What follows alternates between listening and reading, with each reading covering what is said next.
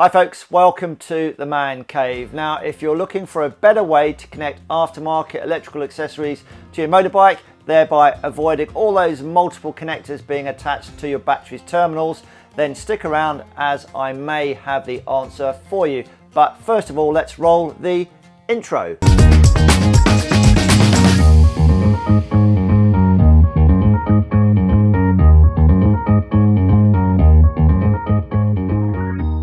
First off, if you're not comfortable working on your bike's electrics, find a friend who is, or pay a professional to fit it for you. But this is a 20-minute installation and it is pretty easy. So we're going to declutter those battery terminals to make installation of your aftermarket accessories that much easier. So a couple of things you can do. I've already installed the accessory manager from HexEzcan. That set me back about £170, and the downside to that is that you have to jump on the old laptop computer and then program the accessory manager to do what you want it to do. But today we're going to keep it really simple because we actually don't need to program anything. We just want power to our aftermarket accessories. So what we're going to be doing today is installing a little device called the ThunderBox from a UK company called HealTech, and HealTech do lots and lots of electronic wizardry for motorbikes. They've been in business for about 20 years now, so that's what we're going to do today. We're going to keep it really simple, and it's going to take, hopefully, as you've already said, no more than 20 minutes. So that's what we're going to do today, is fit the ThunderBox from HealTech. The first thing you're going to need to do is work out how many accessories you want to fit, and then you have to work out the total ampage of all those devices. Well, in my case, I'm going to be putting a power supply for a Keis Heated jacket, that's 6.5 amps. Then I've got my Carpuride CarPlay SatNav unit, that's 2 amps. So my total ampage that I'm going to be needing is 8.5 amps. Depending on what your needs are, HealTech actually do two versions of the ThunderBox. Let's just call them ThunderBox 1 and ThunderBox 2 to keep things simple. ThunderBox 1 will allow you to power 4 accessories with a maximum ampage of 16 amps, and that will cost you about £70. And then ThunderBox 2, that will actually allow you to power up to 8 accessories with a maximum ampage of 32 amps, and that will cost you about £85. So warranty on both of those units are for 2 years, and in my case I didn't need more than 4 accessories, so I just went for the ThunderBox 1, and that's what we're going to fit today. So let's have a look at the ThunderBox 1. I ordered mine directly from HealTech UK's website. I'll put a link in the description down below. It took about 2 or 3 days to come down, and it came down in a jiffy bag. So what is included? We get the ThunderBox Advanced Power Distribution Module and the wires to connect it to your battery terminals. These wires are 50 centimeters long. The white wire is the control wire, more of that later on. And then we have a set of Wago quick connectors for you to easily connect your aftermarket accessories to. There's a wire tap connector which is gel filled in this little bag. And then we have some HealTech stickers. Okay folks, let's now have a closer look at the ThunderBox unit itself and the specifications. First off then, the size of the unit. There we go, I'll put it against my hand and you can see the box itself is not very big. The body here is made of a rugged plastic, and inside it's filled with epoxy resin, making it oil, water, shockproof and vibration proof too. On the back then, should you need to attach the unit to the bike, you have some Velcro. Specifications wise, it's compatible with all vehicles using a 12-volt battery. It is solid state inside, so there's no fuses. There are no moving parts inside the unit itself. And if you put the positive and the negative terminals the wrong way around on the battery, then there is reverse polarity protection, and it uses less than 1 milliamp when it's in its standby mode. And it carries an IP68 waterproof rating. Everything does feel of a really good quality, and the electrical connectors here for connecting your aftermarket accessories to the power supply. These are Wago connectors used extensively in the UK electrical trade. I've not seen them before, but basically you put your wire in there and then you snap it down. So very simple to use, and they are the Wago connectors. And then finally we have an LED status light, so you know what's going on with the box. How does the ThunderBox work then? Basically there are 3 modes of operation. We have automatic mode, ignition on mode and stay off mode. So let's have a very quick look at those three modes. First off, we have to connect the ThunderBox to your battery. In my case, my 12-volt cardboard battery, negative, positive. What you have to do first is remove the negative side of the battery, take all your terminal things off that you've got on there so you don't get any shorting and that kind of thing, and then remove the positive, and then attach the positive wire to the ThunderBox onto the positive terminal, screw it down with your other bits and bobs if you're going to put some more wires back, and then you then lastly attach the negative wire to the negative side of the battery, again with other wires that you are going to reattach to the battery. And in that state, folks, with this white wire doing absolutely nothing, that is what they call automatic mode. So how does this work then? So as it stands at the moment, when you turn your ignition on, nothing will happen. You're just getting a 12-volt feed from the battery to the bike. Now when you start the bike, the alternator on the bike being powered by the engine then puts electricity back into the battery to charge it. This module inside knows that the battery is being charged and the engine's working, and when it's happy that it's a nice load, steady load, it will then flick the internal switch. Bearing in mind it's solid state, so there's no moving parts in there. So it will flick the switch and then it will provide power to the positive side of the terminal blocks, which your aftermarket accessories will be connected via the Wago connectors. So that is automatic mode. So it only works when the engine is running. So when you start the bike up, it will take a number of seconds before the unit itself works out that everything's happy. I'm happy with it. It's nice and stable. And then you'll get an indicator light come on here. I'll put it on the screen what color it will be. And then it will say I'm happy, to then flick the internal switch to provide power to the Wago connectors where your aftermarket accessories are.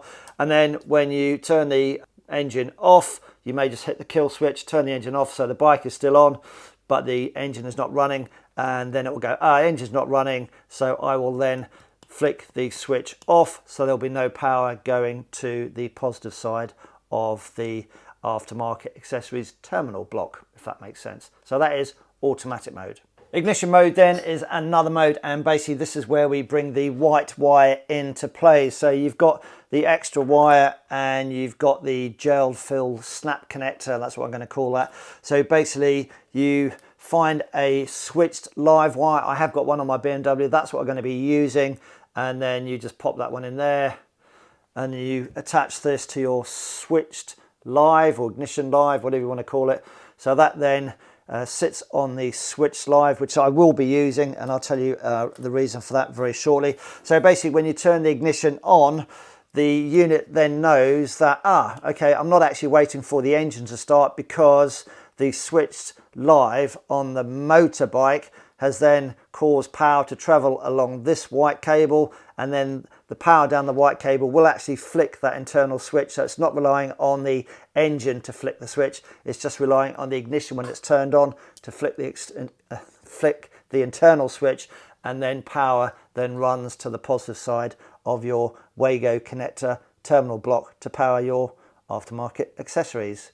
I hope that makes sense. The good thing with that is I'm going to use it for my GPS and that kind of stuff. So basically I can sit there with the engine not running, turn the ignition on, the GPS will fire up, and I'll show you that very shortly. The GPS will fire up, and then I can sit there and then set the GPS up without the engine running. Very light drain on the battery, but that's why I want to do it. So I'm going to be trying the switched ignition live mode, but they do recommend that you do use automatic mode. I guess that's just to keep it very simple, but I will be using this white wire, which is the ignition mode.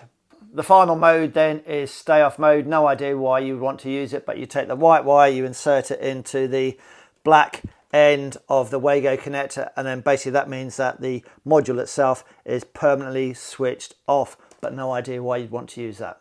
And finally, the ThunderBox has internal overload protections. If it detects an overload situation, it kills the power to the Wago connectors going to your aftermarket accessories. And I think it tries 3 attempts to get it going again.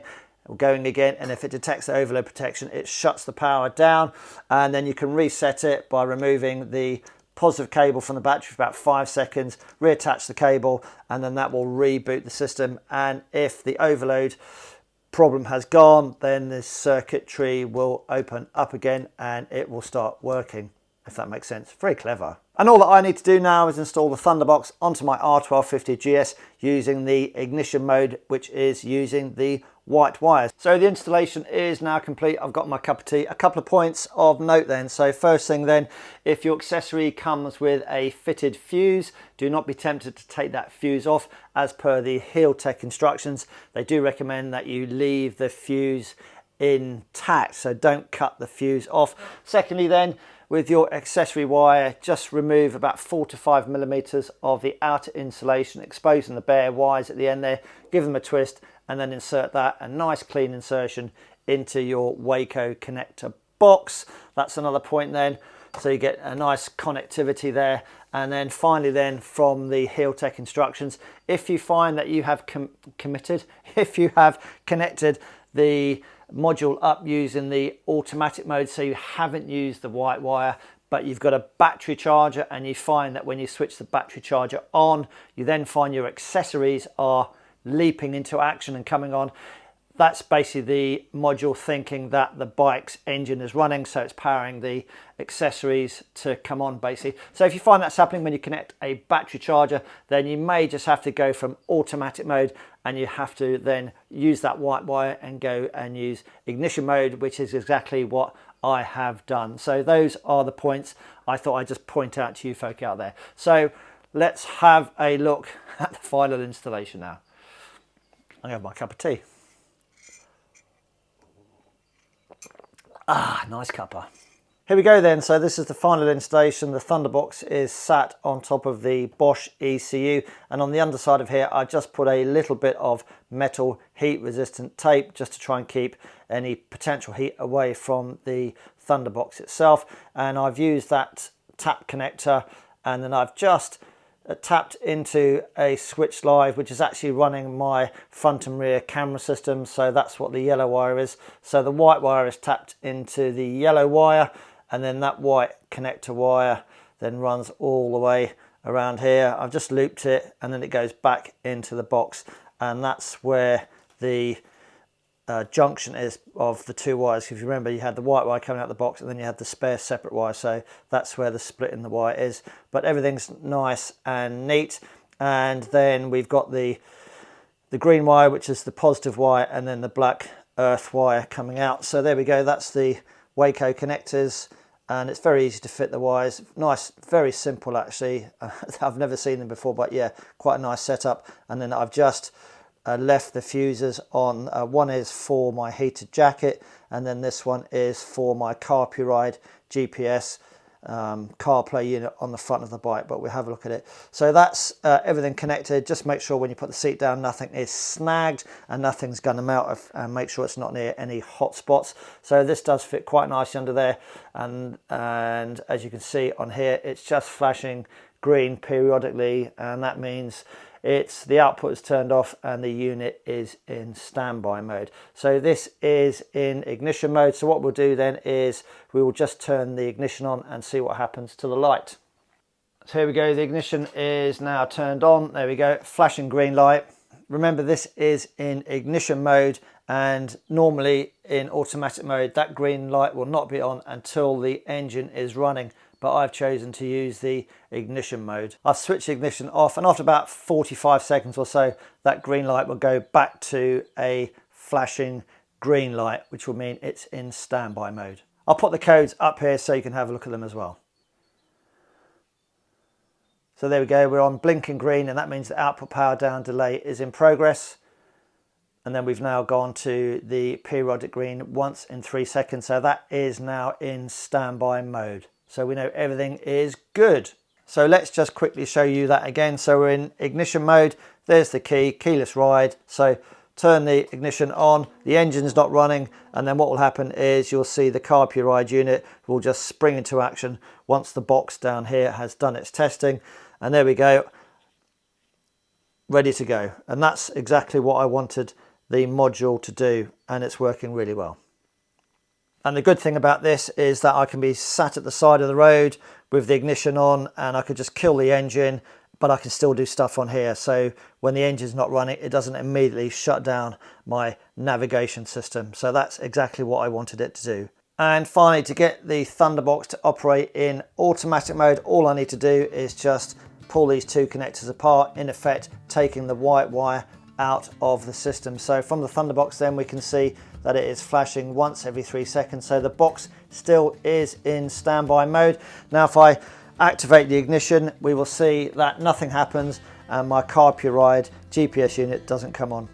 And this light should still stay flashing green for every 3 seconds. So there we go, ThunderBox is still in standby mode, the light flashing every 3 seconds. And if you pan around to my GPS, we'll see that the GPS is still switched off. And finally, I'm just going to open my garage door to get a bit of through drive through, and we will show you the bike's engine started up. So it's in automatic mode. As we can see, the Carpuride unit is not on. And then what we'll do is just start the bike up, and then we'll go from 3 seconds flashing green to it will flash green to go through its checks, and then it will go solid green, and then we should see the Carpuride unit spring into life. So there we go, flashing green, and then we've got a steady green, and then the Carpuride is on. That is automatic mode. And I'll switch the ignition off, or the engine off, and the screen will go dead. There we go, we've activated the kill switch, and then it's now depowering, and then it will go off and it's back into standby mode. So everything is working as it should do in automatic mode. Well, that's it folks, that has been the installation of the ThunderBox 1 from HealTech. I hope you have found it of some benefit, certainly if you're looking at getting one of these for your bike. I'm actually going to order one for my Triumph Speed Twin. I think it is that good, very well made, and sometimes less is more, and sometimes we don't actually need something like the HexEzcan. We just want a module to provide power to our aftermarket accessories. As ever, ride safe, make any comments in the comments section down below, and we'll see you again soon in the next video. Cheerio for now.